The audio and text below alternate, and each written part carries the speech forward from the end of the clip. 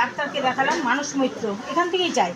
তাকে দেখানোর পর তো সে তার 6 মাস ট্রিটমেন্টে থাকলাম, সেও ধরতে পারিনি।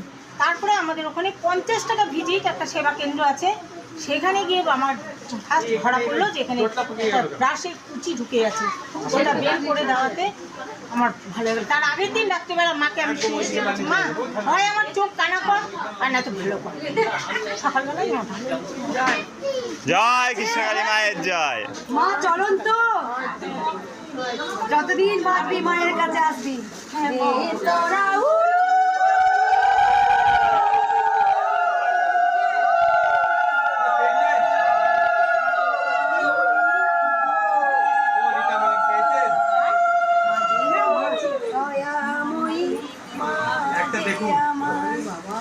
রাত্রেবেলা আগের দিন বলেছে নয় আমার চোখ কানা করবে, চোখ ভালো করবে।